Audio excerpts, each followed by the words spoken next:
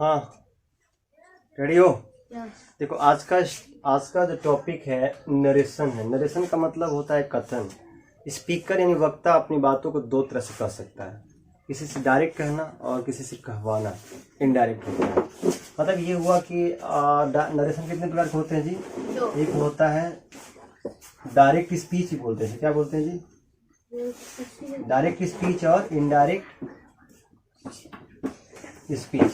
कहने का मतलब कि प्रत्यक्ष और अप्रत्यक्ष। हिंदी में क्या बोलते हैं इसे? प्रत्यक्ष या अप्रत्यक्ष।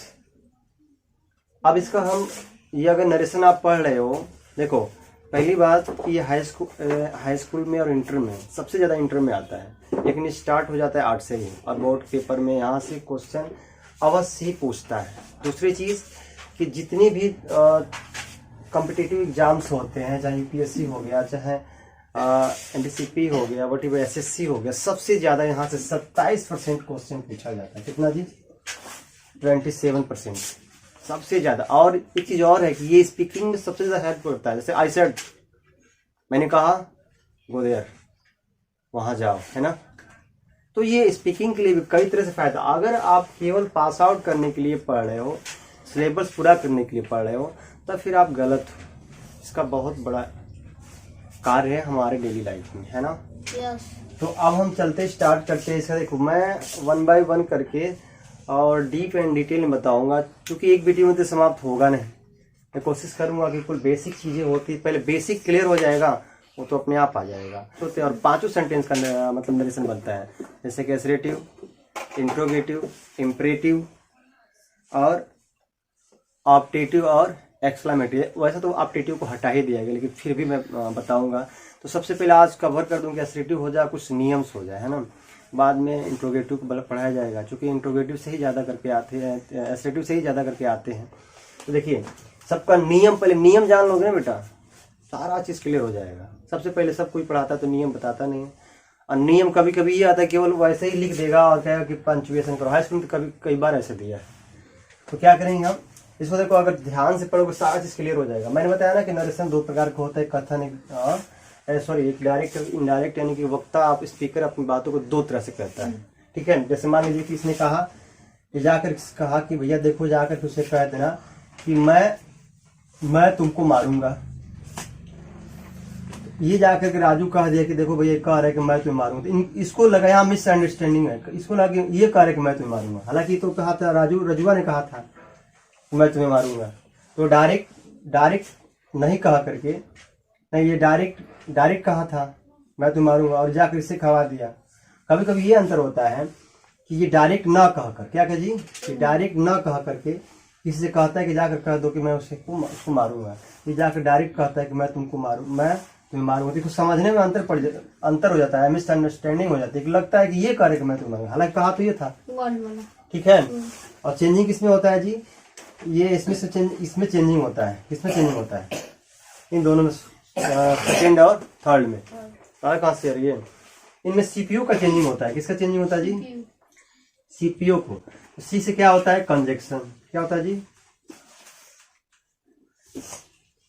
कंजंक्शन होता है ना, कंजक्शन।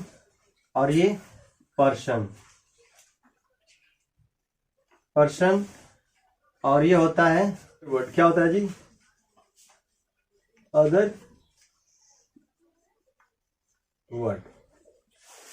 इसको एक बार अगर सही तरीके से जानिए, यही तुम्हारा परिवर्तन होता है। सीपीयू को परिवर्तन करना सीखिए। चलिए स्टार्ट करें जी। देखिए यहाँ कहा है कि सलोनी ने कहा, ये यहाँ कामा है। ये देखो इसका सब बताएंगे रूल क्या होता है। यहाँ इन्वर्टेड कामा है।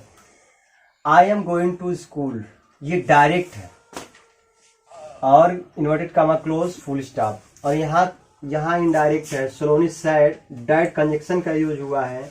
और यहाँ सी क्या किया गया कि प्रोनाउंस को चेंज कर दिया गया है। यहाँ टेंस भी चेंज हो गया है, गोइंग टू स्कूल। यहाँ बहुत कुछ चेंज होता है, लेकिन तरीका अगर सीख जाओगे तो बहुत ज्यादा कॉम्प्लिकेटेड नहीं। क्लियर? इनडायरेक्ट क्या होता है, ठीक है ना। अब देख लीजिए, ये जो दीपांशु है, ये Deepanshu said to me I am going to market. भैया जब डायरेक्ट है तो डायरेक्ट की मतलब डायरेक्ट वाला ये डायरेक्ट कैसे पहचाने कि वक्ता की कही गई बातों को एज इट यानी कि जो का त्यों ही लिख देना, ठीक है। लेकिन इनडायरेक्ट में चेंज होता है, लेकिन कब चेंज होता है वो भी मैं बताऊंगा, ठीक है। अब सबसे पहले देखो ये इसको बोलते हैं हम क्या बोलते हैं, इस पार्ट्स को हम बोलते हैं, ये जितना पार्ट्स है तो क्या बोलेंगे, रिपोर्टिंग वर्ब। क्या बोलेंगे हम, रिपोर्टिंग। इसको शॉर्टकट में हम आरबी लिख लेंगे, ठीक है, डिनोट करेंगे इससे।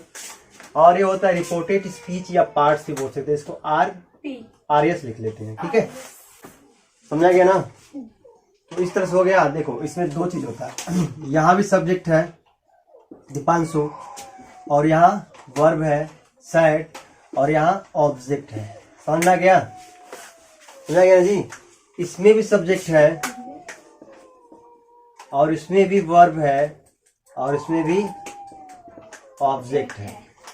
तो इसको हम जानते हो क्या लिखते हैं, यस बी ओ, शॉर्टकट में कर लेंगे, समझ में आ गया ना जी। और इसको भी एस बी ओ कर लेंगे, ठीक है। तो ये जब चेंज कब होगा, देखो इस टेंस से बदलता है, कब बदलता है, नियम बता रहे हैं आपको। सबसे पहले एक चीज और बता दें कि हम से को किसे बदलेंगे जी, टेल में, और सेज को टेल्स में, और सैड टू को टोल में। ये सैड टू होता है, समझ आ गया ना जी, सैड टू भी लगा रहता है, समझ आ गया। तो इन सबसे ज्यादा सैड को किसमें बदलते हैं, टोल में। लेकिन अगर यही इंट्रोजेक्ट क्या हो जाएगा, इंट्रोगेटिव हो जाएगा, तो आस्क में, रिक्वायर्ड टू में, तो अलग फैक्टर हो गया। मैं जब आपको इंट्रोगेटिव बढ़ाऊंगा तो बताऊंगा, ठीक है। तो अभी हम एसेटिव पढ़ा रहे हैं, क्लियर ना। अंशु है, दीपांशु सैड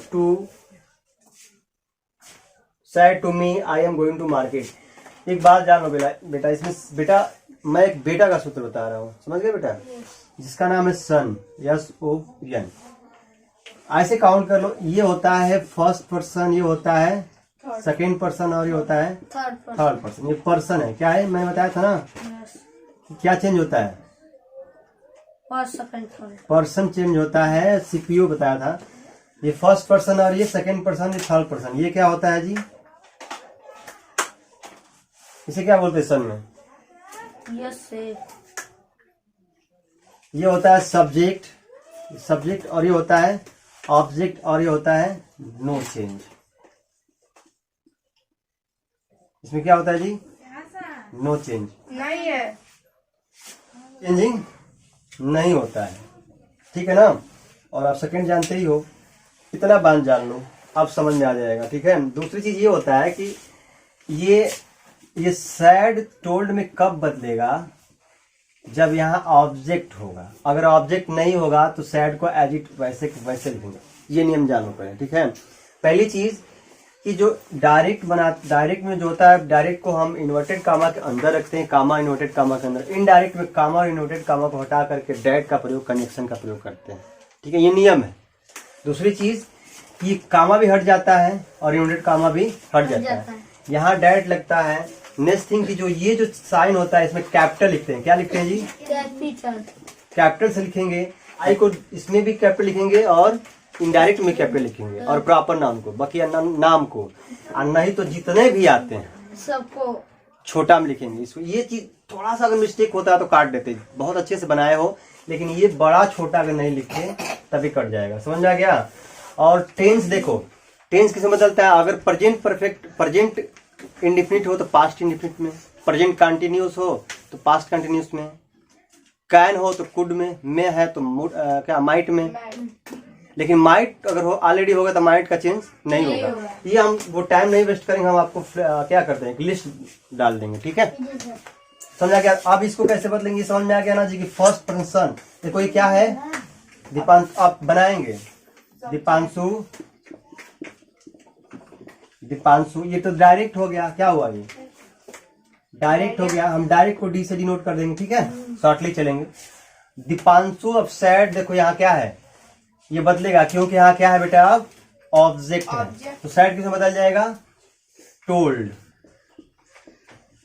टू का कोई वैल्यू नहीं होता है, ठीक है ना, टोल्ड बदल गया, और कामा इनवर्टेड कामा हट गया, और यहाँ क्या लग जाएगा बेटा, डैट, क्या लग जाएगा, दोनों को जोड़ने काम करेगा।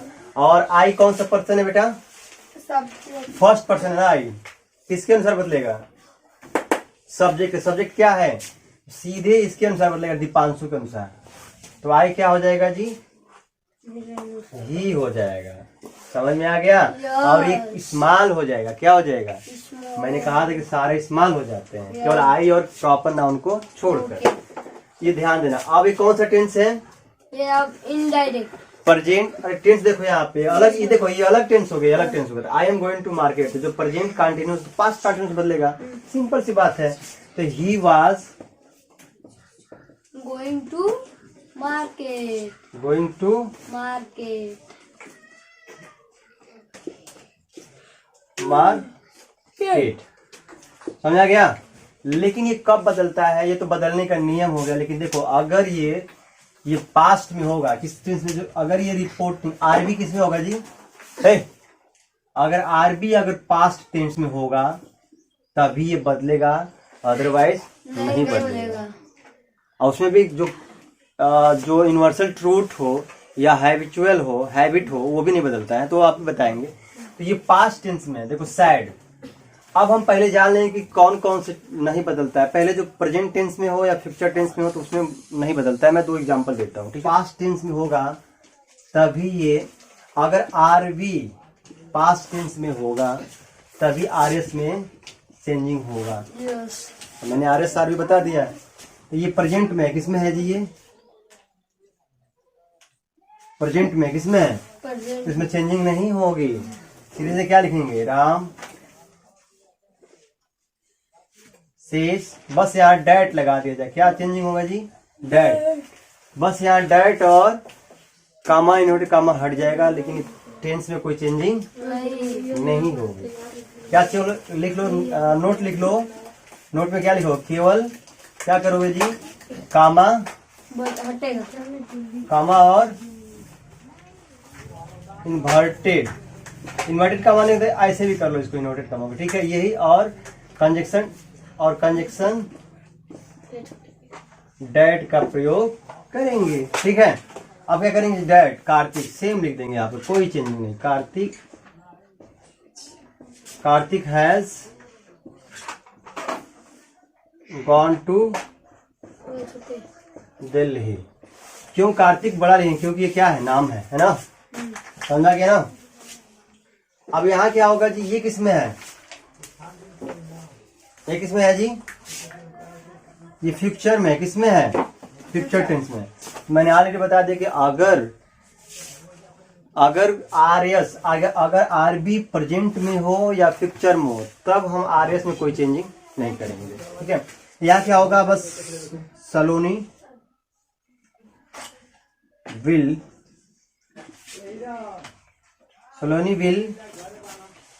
से। क्या हो जाएगा? सलोनी विल से। अब इसमें क्या बदलेगा? ये तो बदल जाएगा, मैंने पहले बता चुका है। तो यहाँ डैट लग जाएगा। डैट का लग गया। और क्या? आशा इज वेरी ब्यूटीफुल। बस यहाँ हटा कर फुल स्टॉप लग जाएगा। आशा इज नाउन कभी गलत नहीं होता है। आशा इज वेरी ब्यूटीफुल। समझ में आ गया? अगर चाहो तो गर्ल लगा सकते हो। क्लियर हुआ ना?